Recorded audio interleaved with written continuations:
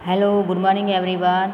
आज हम एवरेस्ट मेरी शिखर यात्रा जो बचेंद्र चंद्र पाल है उसने अपना अनुभव व्यक्त किया है, उसके बारे में उसने बताया है कि नारी कभी साधारण नहीं होती, वो भी पुरुष के समान है। वो भी जो भी लक्ष्य साध लेती है वो उसको तय करती है। उसका लक्ष्य जो सीधा होता है वो सीधे ही लक्ष्य पर उसका बाण चलता है। उसी प्रकार उसकी भी एक मतलब की इच्छा थी कि वो एवरेस्ट शिखर की यात्रा सर करे और अपने बलबूते पर वो आगे चले।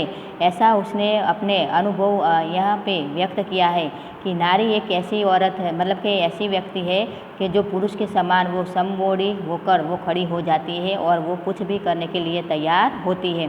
तो आप देखते देखो अपनी बुक में कि एवरेस्ट शिखर की यात्रा वो कब स्टार्ट मतलब कि शुरू करती है और कहाँ पूरी होती है, और उसमें उसको बीच बीच में कौन सी परेशानियाँ आती है उसके बारे में उसने अपना अनुभव व्यक्त किया है। तो आप देखो कि एवरेस्ट अभियान दल 7 मार्च को दिल्ली से काठमांडू के लिए हवाई जहाज़ से चल दिया। एक मजबूत अग्रिम दल बहुत पहले ही चला गया था, जिससे कि वह हमारे बेस कैंप पहुंचने से पहले दुर्गम हिमपात के रास्ते को साफ कर सके। देखो बच्चों, इसमें ध्यान से देखना कि जब महादेव वर्मा का जो कैंप शुरू हो रहा था तब उसका कैंप है 7 मार्च से दिल्ली से काठमांडू से हवाई जहाज़ से वो चल दिया था, और उसके जो आगे वाले जो कैंप में जाने वाले थे वो व्यक्ति पहले पहुंच गए थे, क्योंकि रास्ता ऐसा दुर्गम भयंकर था, कठिन रास्ता था उसको साफ करने के लिए, क्योंकि वो वहाँ पे लगातार हिमपात हो रहा था। हिमपात यानी कि जो बर्फ़ की बड़ी बड़ी जो शिलाएँ गिरती रहती है वही, जो उसके कारण वो हमारा रास्ता बंद हो जाता है। इसीलिए उसके दल के जो थोड़े से लोग थे वो पहले जा चुके थे और बाद में वो लोग अपने कैंप में जाने के लिए तैयार हुए थे। अब देखो बचेंद्र चंद्र पाल दूसरे पैराग्राफ में क्या बताती है कि नमीचे बाजार शेरपा लैंड का एक सर्वाधिक महत्वपूर्ण नगरीय क्षेत्र है। अधिकांश शेरपा इसी स्थान तथा यहीं के आसपास के गांव के होते हैं। यह नमीचे बाजार ही था जहां से मैंने सर्वप्रथम एवरेस्ट को निहारा, जो नेपोलियन में सागरमाथा के नाम से प्रसिद्ध है। मुझे यह नाम अच्छा लगा। देखो बचेंद्र चंद्र पाल क्या कहती है कि वो है जो नमीचे बाजार कि वहाँ का जो शेरपा लैंड है वहाँ का मतलब कि नगरीय क्षेत्र है, वहाँ का ये जो बाजार है, बाजार से ये एवरेस्ट शिखर वहाँ से दिखाई दे रहा था, और उसने ये देखा कि ये सागर माथा की तरह सागर के मुकुट जैसा विशाल है और प्रसिद्ध। ये नाम उसे बहुत अच्छा लगा और उसने मन ही मन तय कर लिया है कि किसी भी प्रकार मैं एवरेस्ट शिखर की यात्रा में तय करूँगी। एवरेस्ट की तरफ गौर से देखते हुए मैंने एक भारी बर्फ का बड़ा प्लूम देखा जो पर्वत शिखर पर लहराता एक ध्वज सा लग रहा था। मुझे बताया गया कि यह दृश्य शिखर की ऊपरी सतह के आसपास 150 किलोमीटर अथवा इससे भी अधिक की गति से हवा चलने के कारण बनता था, क्योंकि तेज हवा से सूखा बर्फ पर्वत पर उड़ता रहता था। बर्फ का यह ध्वज 10 किलोमीटर या इससे भी लंबा हो सकता था। शिखर पर जाने वाले प्रत्येक व्यक्ति को दक्षिण पूर्वी पहाड़ी पर इन तूफानों को झेलना पड़ता था, विशेषकर खराब मौसम में। यह मुझे डराने के लिए काफ़ी था, फिर भी मैंने एवरेस्ट के प्रति विचित्र रूप से आकर्षित थी और इनकी कठिनतम चुनौतियों का सामना करना चाहती थी। देखो बच्चों, इसमें ध्यान रखना कि एवरेस्ट शिखर की यात्रा करना बहुत मतलब कि मामूली नहीं है। वहाँ पे बहुत कठिन रास्ता है और सभी चुनौतियों को पार करते करते वो आगे चलना चाहती थी, और उसने मन में ठान लिया था कि मैं किसी भी प्रकार में एवरेस्ट की शिखर यात्रा तय करूंगी, चाहे कुछ भी हो जाए।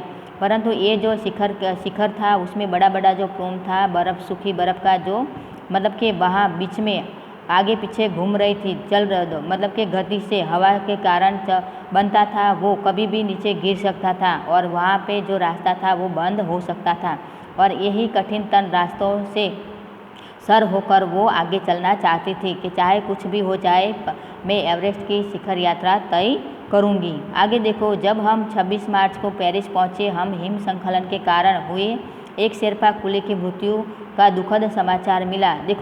देखो बच्चों, इसमें ध्यान देकर रखो कि 26 मार्च को वे पेरिस पहुंचे कि जो एवरेस्ट शिखर का ऊपर का जो स्थान है वहीं पे वो पहुंचे, और हिमस्खलन यानी कि हिम जो बर्फ़ जो ऊपर से नीचे गिरता है ऊपर से जो बर्फ़ से नीचे गिरा तो एक शेरपा कुली था, उसके साथ जो उनके साथ आए थे आरोहण करने के लिए, उसकी मौत हो गई और उसका दुखद समाचार उन लोगों को मिला था। खुम्बू हिमपात पर जाने वाले अभियान दल के रास्ते के बाईं तरफ सीधी पहाड़ी के धसकने से पहुँचते की ओर से एक बहुत सी बड़ी बर्फ की चट्टान नीचे खिसक आई। 16 शेरपा कुलियों के दल में से एक की मृत्यु हो गई, 4 घायल हो गए। देखो, इनके अभियान में जो लोग थे 16 व्यक्ति थे, इसमें से एक घायल हुआ और एक व्यक्ति की मौत हो गई, क्योंकि ये हिमपात ऐसा होता था कि जिसके कारण वो सारे के सारे लोग डर जाते थे और आगे बढ़ने के लिए भी उसको बहुत कठिनाई पड़ती थी, क्योंकि हिमपात क्या बड़ी मतलब हिमपात होना मतलब कि बर्फ़ की बड़ी जो शिलाएँ होती वो नीचे गिरती थी और कभी भी गिर सकती थी और आने जाने का जो रास्ता है वो भी बंद हो सकता था और इसी कारण एक व्यक्ति घायल हुआ और एक व्यक्ति मर गया और 16 व्यक्ति में से अब 14 व्यक्ति रहे। आगे देखो कि इस समाचार के कारण अभियान दल के सदस्यों के चेहरों पर छाए अवसाद का मतलब है उदासी देखकर हमारे नेता कर्नल खुल्लर ने स्पष्ट किया कि एवरेस्ट जैसे महान अभियान से खतरों को और कभी कभी तो मृत्यु के भी आदमी को सहज भाव से स्वीकार करनी चाहिए। देखो कि ये अभियान इतना बड़ा कठिन था कि ये कठिन यात्रा में हमारी मौत भी हो सकती है, इसीलिए जो भी व्यक्ति अपना मौत को स्वीकार करता है वही व्यक्ति ये अभियान में आगे बढ़ सकता है, ऐसा कर्नल खुल्लर हमें बताते हैं। आगे देखो कि उपनेता प्रेमचंद्र को अग्रिम दल का नेतृत्व कर रहे थे। 26 मार्च को पेरिस आए। उन्होंने हमारी पहली बड़ी बाधाएं खुम्बू की स्थिति से हमें अवगत कराया। उन्होंने कहा कि उनके दल ने कैंप 6000 मीटर जो हिमपात से ठीक है वहाँ तक का रास्ता साफ कर दिया। उन्होंने यह भी बताया कि पुल बनाकर रस्सियाँ बांधकर तथा झंडियों से रास्ता चिन्हित कर सभी बड़ी कठिनाइयों का जायजा लिया जा सकता है। देखो वो क्या कहना चाहते हैं कि यहाँ जो रास्ता है वो बहुत कठिनाई भरा है और हम जहाँ भी चढ़े वहाँ पे हमारा रास्ता चिन्हित यानी कि चिन्ह लगाए जाए कि जिसके कारण हम वापस आए तो हमें ये चिन्ह से पता चले कि यही रास्ता वापस जाने का है और इसी प्रकार वो अभियान आगे ही आगे चल रहा है। उन्होंने इस पर भी ध्यान दिलाया कि ग्लेशियर बर्फ़ की नदी है और बर्फ़ का गिरना अभी जारी है। हिमपात में अनियमित और अनिश्चित बदलाव कारण भी तक किए गए सभी काम व्यर्थ है सकते हैं और हमें खोलने का काम दोबारा करना पड़ सकता है। देखो इसमें क्या कहा गया है कि यहाँ जो ग्लेशियर नदी है वो बर्फ़ से छाई है, वो इसमें से कभी भी उसका हिमपात हो सकता है और इसमें से बड़ी शिलाएँ भी नीचे गिर सकती है और दोबारा हमारा रास्ता जो साफ़ हुआ है वो दोबारा भी हमें बनाना पड़ सकता है, क्योंकि वहाँ पे जो बड़ी शिलाएँ हैं बर्फ़ की वो नीचे गिर जाने के कारण वो हमारा रास्ता जाने का वो बंद कर सकती है। बेस कैंप में पहुंचने से पहले हमें एक और मृत्यु की खबर मिली और जलवायु अनुकूल न होने के कारण एक रसोई सहायक की मृत्यु हो गई। निश्चित रूप से हमें आशाजनक स्थिति में ही नहीं चल रहे थे। देखो आगे जाके क्या हुआ कि उसमें उनके अभियान के साथ जो आ रहा था एक व्यक्ति उसके साथ में था, सहायक था, जो रसोई सहायक था वो भी अनुकूल जलवायु न होने के कारण उसकी मौत हो गई। तो अब 16 व्यक्तियों में से तो 13 बचे और ऐसे एवरेस्ट शिखर को मैंने पहले 2 बार देखा था, लेकिन एक दूरी से बेस कैंप पहुंचने पर दूसरे एक दिन में एवरेस्ट पर्वत तथा उनको अन्य श्रेणियों को देखा। मैंने भौचक्की होकर खड़ी रह गई। देखो ये जो बचेंद्री चंद्र पाल है एवरेस्ट शिखर को देखकर उसकी चोटी को देखकर वो भौचक्की का मतलब है हैरान परेशान हो गई, परंतु वो ऊंचाइयों से डरी नहीं। उसकी टेढ़ी मेढ़ी जो नदी निकलती थी उसको वो निहारती रही, क्योंकि वही नदी से उसका रास्ता निकलता था और वहीं से उसको उन लोगों को जाना था। हिमपात अपने आप में एक तरफ से बर्फ़ के खंडों का अव्यवस्थित ढंग से गिरना था। हमें बताया गया था कि ग्लेशियर के बहाने से अक्सर बर्फ़ के हलचल में जाती थी, जिससे बड़ी बर्फ़ की चट्टानें तत्काल गिर गिर जाया करती थी और अन्य कारणों से अचानक प्रायः खतरों से के खतरनाक स्थिति धारण कर लेती थी। इसे सीधी धरातल तर पर पड़ने के विचार और इस दरार का गहरे चौड़े हिम पर दरार में बदल जाने का मात्र ख्याल ही बहुत डरावना था। देखो कि ये जो नदी थी, ग्लेशियर नदी, वहाँ से वो इसका हिमपात होता था क्योंकि वो बर्फ़ से भरी हुई थी और उसमें से बड़ी बड़ी शिलाएँ नीचे गिर रही थी। और नीचे गिरने का कारण भी ऐसा था कि अव्यवस्थित ढंग कहीं भी किसी भी प्रकार वो गिर सकती थी और सभी लोगों को डर था कि अचानक ये इस बर्फ़ की वर्षा हमारे पर होगी तो वो हम लोग वहाँ पे मर जाएंगे। और इसके कारण सबको आश्चर्यचकित होता था, मतलब कि हैरान परेशान होते थे। और ये देखो कि ये वाले इसमें क्या कहा गया है कि दूसरे दिन नए आने वाले अपने अधिकांश सामान को हमें हिमपात के आधे रास्ते तक ले गए। और इसमें डॉक्टर मीनू मेहता भी थी कि उसने बताया कि एल्यूमिनियम की सीढ़ियाँ अस्थायी पुलों को किस तरह पार किया जाता है और ये जो तिरछी दीवारों पर रस्सियाँ बांधकर हम किस तरह आगे बढ़ सकते हैं उसके बारे में हमें जानकारी भी दी है। तो ये वाला है कि जो हमें जो नदी सर करनी है तो किस तरह हमें आगे बढ़ सकते हैं। तो देखो बच्चों, इसमें बताया गया है कि हमें इस मतलब कि ये एवरेस्ट शिखर को किस तरह मतलब कि ऊपर चढ़ना है, किस तरह आगे बढ़ना है, किस तरह का चिन्ह रखना है, उसके बारे में हमें चर्चा मतलब कि डॉक्टर मीनू मेहता ने हमें बताया कि हमारे पास वो मतलब कि रस्सियाँ होनी चाहिए, सीढ़ियाँ होनी चाहिए कि कभी भी मुसीबत हो तो उसका उपयोग हम कर सकें। तो देखो बच्चों, हमें ध्यान से देखना है और समझना है कि इसमें क्या कहा गया है। किसी भी दिक्कत हो या परेशानी हो तो मुझे बता देना।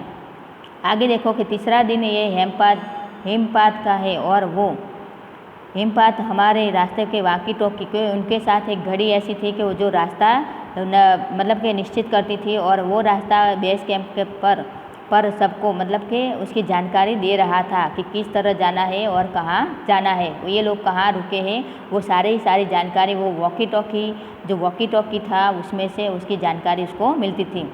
आगे देखो कि इसमें अंगदौर जी उसने मतलब कि 29 अप्रैल और 7,900 मीटर उन्होंने कैंप 4 लगाया था और इसी प्रकार आगे बढ़ते गए और अपना कैंप है वो लगाते गए। आगे देखो कि 15-16 मई 1984 को बुद्ध पूर्णिमा के आगे लोहे से बर्फीली सीधी ढलान पर गए और उसमें 9 लॉन की तंबू पे लगाया था। कैंप में 10 व्यक्ति थे और लोबसंग तानसिंग ऐसे कितने सारे यानी कि 10 व्यक्ति थे। और रात के 12 बजे 12:30 बजे वहाँ पे 12 बजे सभी लोग सो गए थे और अचानक उसकी नींद खुल गई। क्योंकि अचानक एक बर्फ़ की शिला उस पर से टकराकर चली गई, मतलब कि उसके सर पर टकराकर चली गई और वो मतलब कि ऐसी मतलब कि हैरान परेशान हो गई और सभी लोग अपने तंबू में से बाहर आ गए क्योंकि वो शिला से सभी लोग अंदर की मतलब कि सांस भी न ले सके ऐसा उसको लगा क्योंकि पूरी शिला उसके ऊपर से टकराकर वहाँ से चली गई थी। तो ये वाला था कि उसकी नींद क्यों खुल गई, कैसे खुल गई, उसके बारे में बताया गया है। तो देखो बच्चों कि रात के 12:30 बजे क्या हुआ था, कौन सी जो शिला थी वो जोरदार उसके सर पर टकराई थी उसके बारे में बताया गया है। और देखो बच्चों कि इसमें क्यों मतलब कि जो फर्स्ट आपने कहा है मतलब कि भवचंद्र चंद्रपाल ने कहा है कि उपनेता अग्रिम दल का उपनेता कौन है, तो प्रेमचंद्र उपनेता है। और रसोई सहायक की मृत्यु कैसे हो गई, तो रसोई सहायक की मृत्यु हो गई अनुकूल जलवायु के कारण। और तीसरे व्यक्ति क्योंकि मतलब कि जो व्यक्ति घायल हुआ था वो किस कारण घायल हुआ था, क्योंकि वो मतलब कि हिमपात हुआ था और हिमपात वो सहन न कर सका और अव्यवस्थित बर्फ़ गिरने के कारण उसकी जो मतलब कि ठंड के कारण वो मर गया था। तो 3 व्यक्ति तो वैसे ही वहाँ पे मर गए। और ये चौथा व्यक्ति मतलब कि यहाँ पे क्या हुआ, ये तंबू लगाया था और अचानक एक शिला ऊपर से गिरी थी और सभी लोग वहाँ पे उसके जो तंबू थे वो तंबू भी तहस नहस हो गए थे। तो ये था जो मतलब कि ये एवरेस्ट की शिखर यात्रा सर करने के कठिनाइयाँ और कठिनाई मार्ग तय करते करते वो आगे चले थे। आगे देखो, लेप्सेंग अपनी स्विच छुरी से मदद से तंबू का रास्ता साफ किया और उसको उन लोगों को आगे मतलब कि निकाला, उस मतलब कि शिला से बड़ी मुश्किल से उसको हटाया और उसको उन लोगों को बाहर निकाला। और इसी तरह सुबह तक सारे व्यक्ति सुरक्षा दल आ गए थे और 6 मार्च को 8 बजे प्रायः कैंप के टांग टूट गई थी, क्योंकि उसके साथ जो शेरपा कुली था उसकी भी टांग टूट गई थी और उसको वहाँ से मतलब कि कर्नल फुलर के शब्दों में यह शेर मतलब कि उन्होंने कहा कि ज़बरदस्त साहसिक कार्य था। साहसिक यानी कि ये कठिनाई भरा रास्ता है और उसको साहस व्यक्ति है वही व्यक्ति ऊपर चढ़ सकता है। और सभी को पूछा और उसने भी मतलब कि बचेंद्र चंद्र पाल को भी पूछा था कि तुम डरी नहीं? तो उसने बोला कि नहीं, वो हिचकिचाई भी नहीं, उसको डर भी नहीं था, परंतु उसका मतलब कि उसका लक्ष्य क्या था कि किसी भी प्रकार वो अपना जो एवरेस्ट शिखर है वो सर करके अपने भारत का झंडा वहाँ पे गाड़ के आए, वही उसका लक्ष्य था। पर वो डरना नहीं चाहती थी और मुसीबतों का सामना करना चाहती थी। वो साहसिक महिला थी और साहसिक होने के कारण वो एवरेस्ट की शिखर यात्रा तय करने के लिए वो जा रही थी।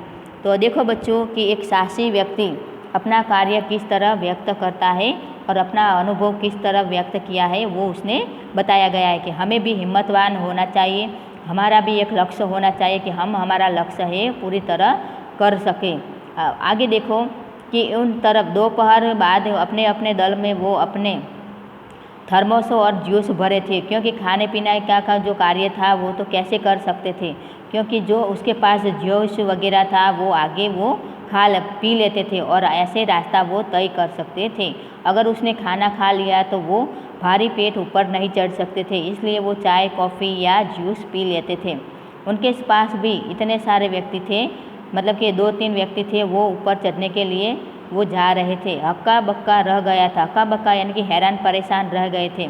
तुमने इतनी बड़ी जोखिम क्यों ली बचेंद्री? मैंने इसे दृढ़तापूर्वक कहा। मैं भी औरों की तरफ एक पर्वतारोही हूँ, इसलिए इस दल में आई हूँ, शारीरिक रूप से ठीक हूँ, इसलिए मुझे इस दल के सदस्यों की मदद क्यों नहीं करनी चाहिए कि हंसा और उसने पदार्थ से प्यास बुझाए। लेकिन मुझे इतना मतलब कि जो लोग आगे बढ़ते थे उसके पास एक जो भी जूस वगैरह था वो आगे पी के चलते थे और आगे जब उसको भूख प्यास लगती थी तो वो खाना वहीं पे तंबू गाड़ कर वो अपना खाना बना लेते थे, पका लेते थे और वहीं पे खाते थे।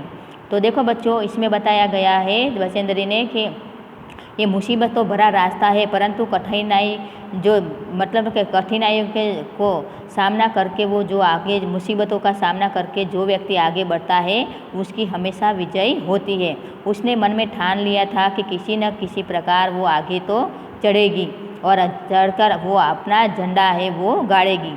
तो इसके बारे में उसने बताया गया है कि उसने कौन सा कैंप कहाँ लगाया है और कहाँ से वो रुके हैं और कहाँ जा रहे थे। आगे देखो कि इसमें देखो कि ये जो लोग हैं वो शिखर यात्रा सर करने के लिए ऊपर जा रहे थे।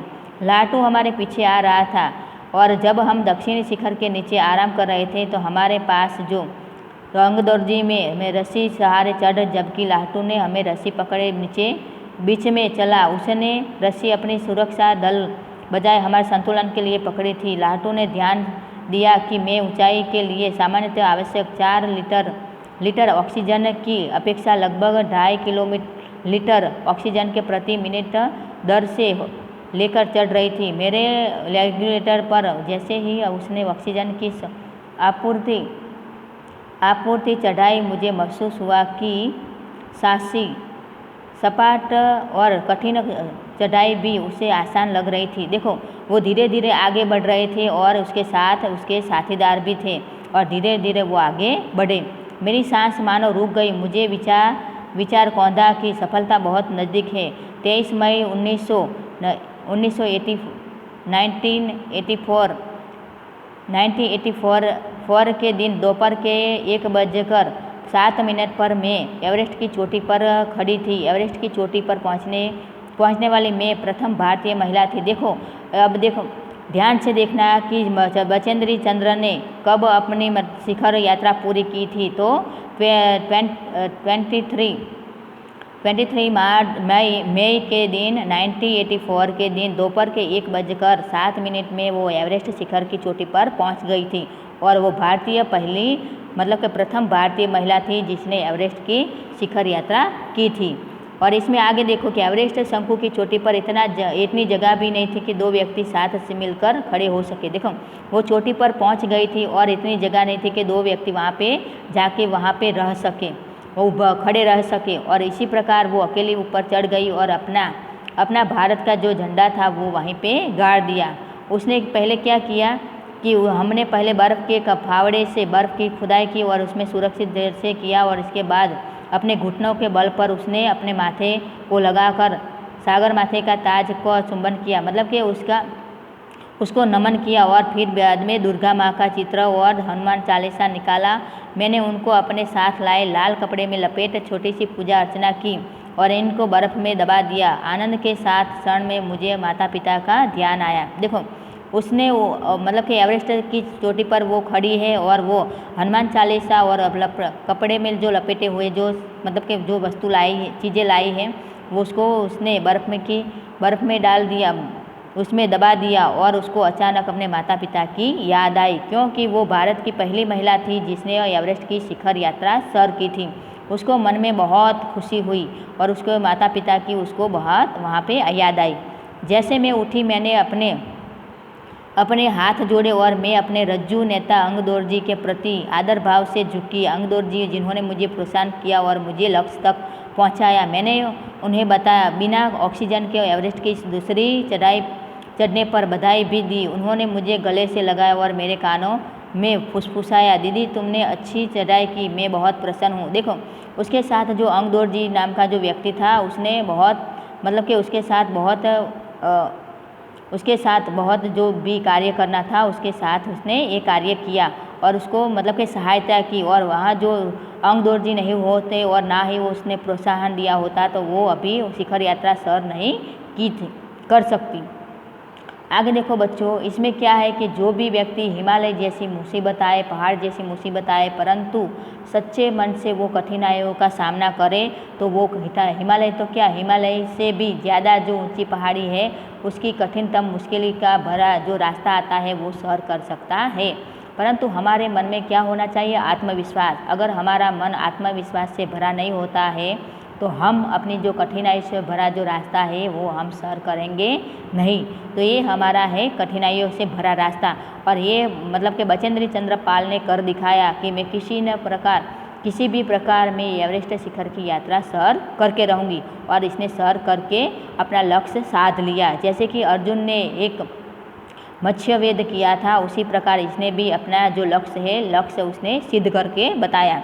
कुछ ही देर बाद सोनम फूलजार पहुँचे और उन्होंने फोटा लेने शुरू कर दिया। इस समय तक लाटू ने हमारे नेता को एवरेस्ट पर हम चारों के होने की सूचना दे दी। तब मेरे हाथ में वाकी टॉकी दिया गया। कर्नल खुल्लर हमारी सफलता से बहुत प्रसन्न हुए थे।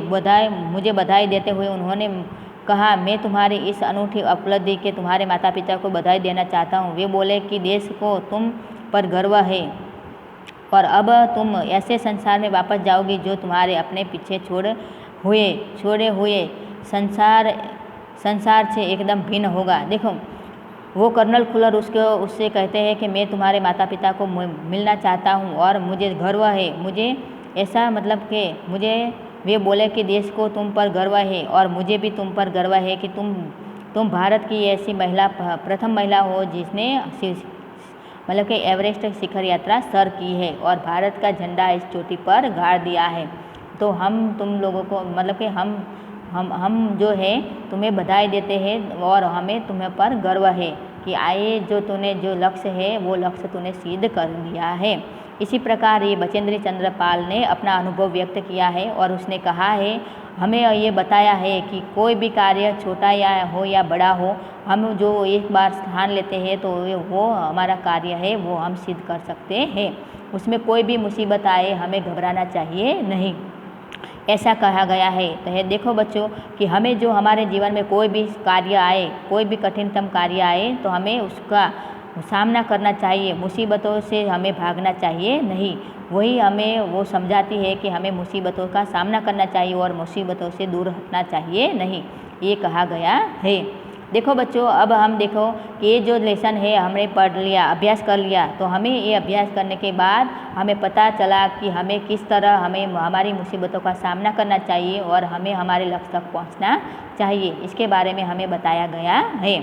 तो ये बात हमें बताई गई है।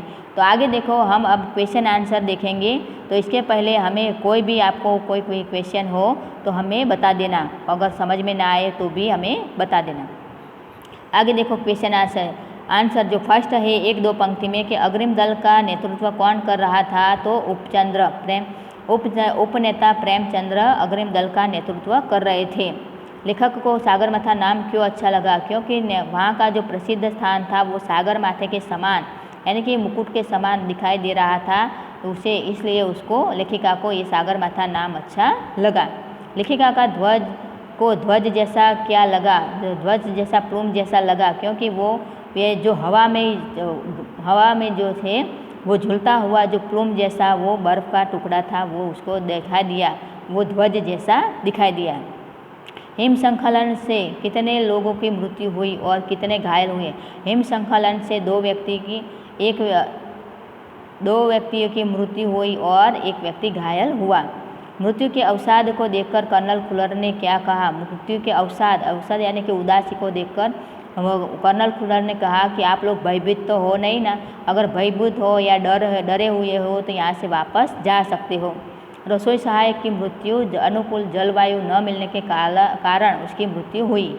कैंप 4 कहाँ और कब लगाया गया था, तो कैंप 4 वहाँ पे लगाया गया था, जो सारे लोग वहाँ पे रुके थे।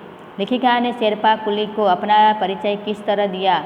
लेखिका ने शेरपा कुली को अपना परिचय दिया कि मैं तो नौसिखिया हूँ, मुझे इसका मतलब कि मुझे अनुभव नहीं है, फिर भी मैं ये शिखर यात्रा करने के लिए आई हूँ।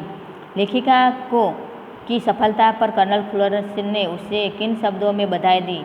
लेखिका का सफलता पर कर्नल फुलर को गर्व था कि इतनी छोटी सी मतलब कि फिर भी उसने एवरेस्ट शिखर की यात्रा सर की, इसलिए उसको बहुत गर्व था और उसने कहा कि मैं तुम्हारी इस अनूठी उपलब्धि के लिए तुम्हारे माता पिता को बधाई देना चाहूँगा।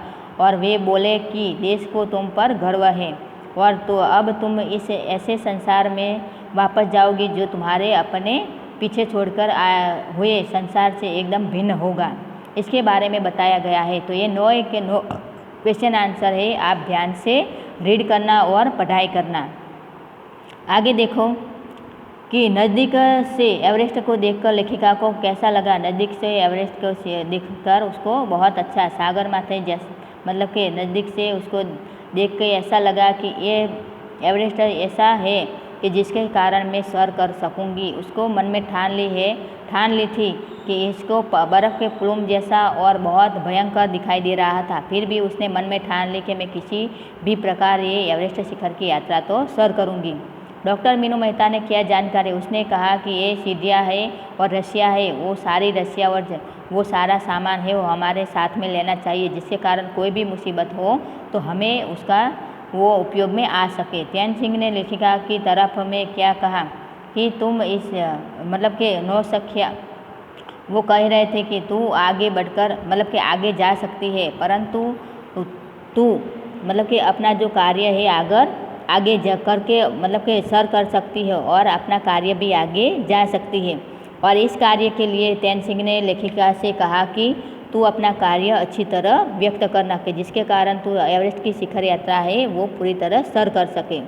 लेखिका को किन के साथ चढ़ाई करनी थी। लेखिका को कितने सारे लोग थे, पर इसमें उसने चढ़ाई की थी किसने, अंगदोर जी के साथ चढ़ाई करनी थी कि जिसके कारण वो अंगदोर जी के साथ वो चोटी पर पहुंच गई और उसको गर्व भी हुआ था। लोबसंग ने तंबू का रास्ता कैसे साफ किया। अपनी धारदार छुरी से उसने अपना जो रास्ता था मतलब टेढ़ा मेढ़ा रास्ता था वो उसने साफ कर दिया फावड़े से और तेजदार चाकू से। साउथ कैंप पहुंचकर लेखिका ने अगले दिन की महत्वपूर्ण चढ़ाई की तैयारियां कैसे शुरू की, क्योंकि वहां पे कैंप पर पहुंचकर वो अपना जो भी सामान लेना था वो ले लिया था और वो आगे जाने के लिए वो निकल चुकी थी, क्योंकि उसको किसी भी प्रकार वो एवरेस्ट की शिखर यात्रा सर करनी थी। इसलिए उपनेता प्रेमचंद्र ने किन स्थितियों से अवगत कराया कि देखो, इसमें जो ग्लेशियर नदी है वो बर्फ़ से भरी है, उसमें से कभी भी शिलाएँ नीचे गिर सकती है और कभी भी हमारे पर गिर सकती है और हम घायल भी हो सकते हैं। और हम एवरेस्ट की शिखर यात्रा सर करने के लिए हमें क्या करना चाहिए, मतलब कि हमारा मौत है, हम अपना मौत है अपनी मुट्ठी में लेकर चलना चाहिए, कभी भी हमारी मौत आ सकती है। हिमपात किस तरह होता है और उससे क्या क्या परिवर्तन आते हैं। हिमपात से जो बड़े बड़ी पर्वत की शिखाएँ हैं, मतलब कि बर्फ़ की शिलाएँ हैं, वो नीचे गिरती है और रास्ता बंद कर देती है। और इसमें परिवर्तन ये आता है कि जो भी रास्ते में आता है वो व्यक्ति की मौत भी आ सकती है और वो पानी की तरह, मतलब कि ऊपर से शिलाएँ वो नीचे गिरती है तो वो धरती को फाड़ देती है। इसी प्रकार लेखिका के तंबू में गिरे बर्फ़ का वर्णन किस प्रकार किया गया है कि लेखिका जब सो रहे थे तो रात के 12:30 बजे उस पर से कोई मतलब कि ऐसा महसूस हुआ कि कोई व्यक्ति ऊपर से चलकर चला गया है और उसके सर पर ऐसा टकराया कि जिसके कारण उसको ठंडा ठंडा लगा, परंतु उठकर देखा तो वो हक्की बक्की हो गई, मतलब कि बेचैन हैरान परेशान हो गई। और वो सारे के सारे व्यक्ति थे, मतलब जो तंबू में थे वो बाहर निकल आए और तंबू का जो रास्ता था वो बंद हो गया था, परंतु उन लोगों ने रास्ता साफ कर दिया था। उसी प्रकार लेखिका को देखकर कि हक्का बक्का क्यों रह गया, लेखिका को देखकर क्योंकि उसने ये छोटी सी उम्र में वो एवरेस्ट शिखर की यात्रा सर करने के लिए वो जा रही थी, इसीलिए वो हक्का बक्का रह गया। एवरेस्ट पर चढ़ने के लिए कुल कितने कैंप लगाए गए थे, उनका वर्णन। एवरेस्ट शिखर की कैंप 7 कैंप लगाए गए थे, उसमें से शेरपा लैंड में एक पहला जो था वो, दूसरा कैंप था काठमांडू, तीसरा कैंप 6000 मीटर फुट नीच, तीसरा था 16 मई के और चौथा था लोहस्त के पास हिमपात और तो पाँचवा था 900 मीटर और 6 वाला था जो साउंड कैंप था और 7वां था शिखर कैंप की चोटी। ये 7 कैंप थे, वो सात कैंप वो लगाए गए थे। तो देखो बच्चों, ये सारे के सारे क्वेश्चन है अपनी नोटबुक में लिखना है और अच्छी तरह लिखना है कि जिसके कारण हमें पढ़ाई में, मतलब कि पढ़ाई अच्छी तरह इसकी हो सके। और 8वां मतलब कि 6 वाला जो क्वेश्चन है कि चढ़ाई के समय एवरेस्ट की चोटी की स्थिति कैसी थी, क्योंकि जो चढ़ाई के समय एवरेस्ट की चोटी पर जाने के लिए एक ही व्यक्ति वहाँ पे खड़ा हो सकता था, क्योंकि उसकी चोटी इतनी छोटी थी कि जिसके कारण वही एक ही व्यक्ति वहाँ खड़ा हो सकता था। सम्मिलित अभियान में सहयोग एवं सहायता की भावना का परिचय बचेंद्र ने किस प्रकार से कार्य से मिलता है। देखो, उसके साथ 2 व्यक्ति थे जो उसने मतलब कि एवरेस्ट की चोटी तक उसकी सहायता की और उसको आगे बढ़ाया, और वही सहयोग के कारण वो आज विश्व की प्रथम महिला